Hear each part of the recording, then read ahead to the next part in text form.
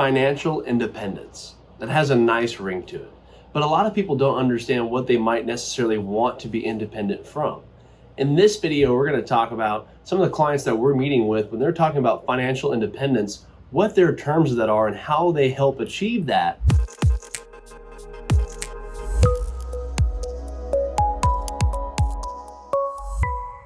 Thank you for stopping by the Financial Beat. For those of you, this is your first time by, I'm Logan Sadler. So thank you for spending a few minutes with us here on one of our educational videos. Again, I am a financial advisor out here that meets with clients every day. And so we have a lot of insight with what a lot of people are looking for, what their concerns are when it comes to retirement planning. And that's really what this whole video series is about here on our channel, is really just to bring some education to each and every one of you that stop by this channel. I wanted to talk about financial independence, right? You see a lot of videos or articles, or you hear that term thrown around quite frequently as far as what is out there and does it necessarily mean to be financially independent.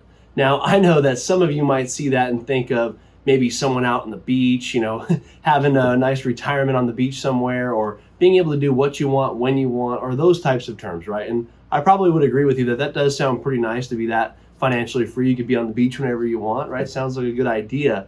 But really, I wanted to talk about when I'm meeting with somebody or when someone comes in our office and we're planning for retirement, some of the core concepts that they want to be financially free from that most people are talking about when they're talking about financial peace of mind or financial freedom, okay, or financial independence. So we're going to talk about that. Number one, I hear a lot is financially free from the government.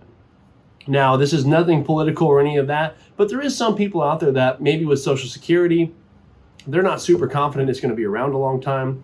They want to self-insure, meaning they might want to put away extra money that they could use to supplement if something were to happen to Social Security, if it got restructured, reduced, or whatever they think is going to happen. They want to be financially free from that. As well as when you look at nursing home care, right? A lot of us know that that is a very big statistic that could come up in your retirement. A lot of people are saying, look, I don't want to have to depend on the government to take care of my long-term care needs, right? I won't have a choice over the facilities I want, or if I do, they might not be as nice as the other ones if I had planned ahead of time. As well as a lot of people that I'm talking with, they have the assets where they don't necessarily qualify for a lot of those facilities. So they're going to have to cover it out of their pocket in a lot of those cases anyway. So that's one topic where now, okay, maybe we're going to look at a long-term care policy ahead of time to help cover that cost when it comes down the road. Maybe we're going to set aside some other money in the other parts of the portfolio that will cover that if we don't buy a policy, right? You got to weigh out the pros and cons to each of those situations and see when that will be the best case for you. But having that as a financial peace of mind that in your later stages of life, you're not necessarily going to have to depend on the government paycheck from Social Security, or if you have to go into a nursing home, have to cover any of those things through a government program. Again, if they're there, great, right? But also, you're not necessarily reliant on that system to get you through to and through retirement, okay? So that's number one I hear all the time. Number two is we want to talk about, there's a lot of people that go into retirement and they want to be financially independent from debt, right? They don't want to have a mortgage payment. They don't want to have high credit card debt. They might not want to have a truck payment or a car payment or a trailer payment or whatever else there is out there, right, as far as payments go. They might not want to have those. They want to be financially free and independent from debt into retirement. Now, it's very important that if you are one of those clients, you probably want to start ahead of time before transitioning into retirement and get a good structure together from what accounts or what assets you're going to use to become debt-free or close to it to your liking in retirement. Okay, so that's probably number two. Number three out there is typically financially independent from your job. Now, what I mean by that is there's some clients out there. I was actually talking about this today on our radio show I recorded, and it was interesting. I was talking about a client of ours who is 71 years old. She's a teacher.